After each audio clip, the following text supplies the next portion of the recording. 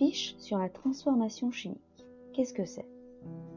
C'est le passage d'un système chimique d'un état initial, c'est-à-dire avant que les espèces chimiques du système ne réagissent, à un état final, c'est-à-dire lorsque le système n'évolue plus.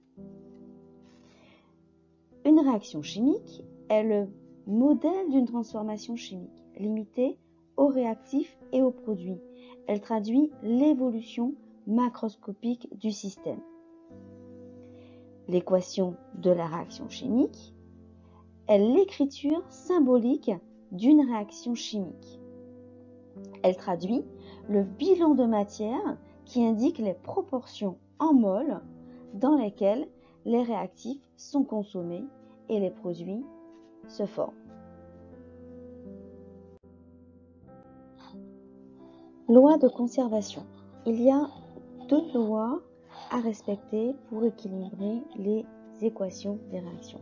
La première, c'est la loi de conservation des éléments chimiques.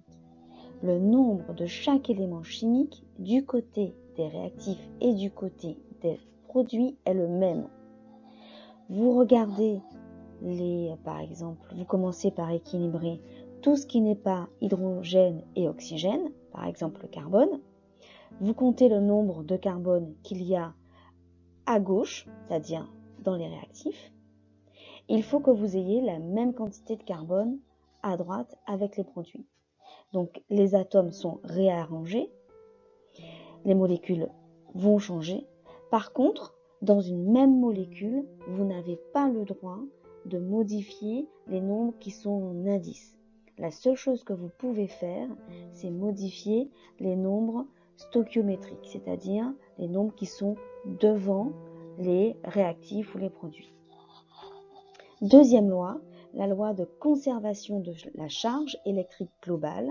La charge électrique globale des réactifs est identique à celle des produits. Je vous rappelle, la charge, c'est le nombre qui est en exposant. Donc une charge, elle est soit positive s'il s'agit d'un cation, soit négative s'il s'agit d'un anion.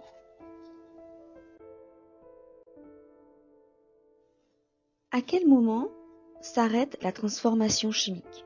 Eh bien, une transformation chimique s'arrête lorsqu'au moins un des réactifs est totalement consommé.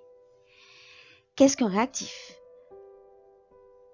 Les réactifs sont les espèces qui vont réagir. Une espèce chimique dont la quantité de matière diminue au cours de la transformation chimique. Les produits, eux, c'est les espèces chimiques qui vont apparaître, qui vont se former. Et donc, leur quantité de matière va augmenter au cours de la transformation chimique. Dans l'équation, n'apparaît pas les espèces spectatrices, celles dont la quantité de matière ne va pas évoluer au cours de la transformation chimique.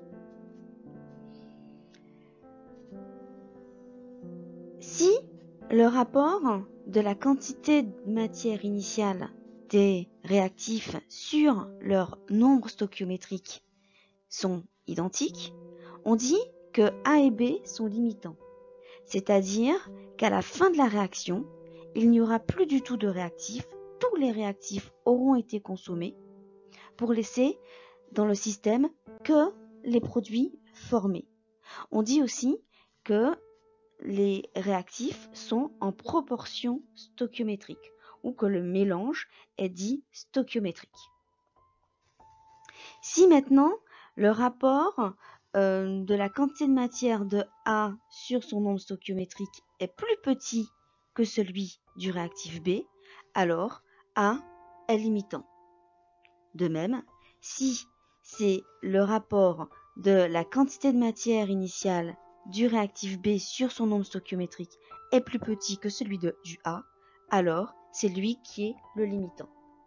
C'est-à-dire qu'il est totalement consommé en premier, et donc que l'autre est en excès. Aspect énergétique de la transformation chimique. Lors d'une transformation chimique, si le système chimique absorbe de l'énergie thermique provenant du milieu extérieur, la transformation est dite endothermique, c'est-à-dire que la température du système chimique diminue. Si le système chimique libère de l'énergie thermique, la transformation est dite exothermique, c'est-à-dire que la température du système chimique augmente.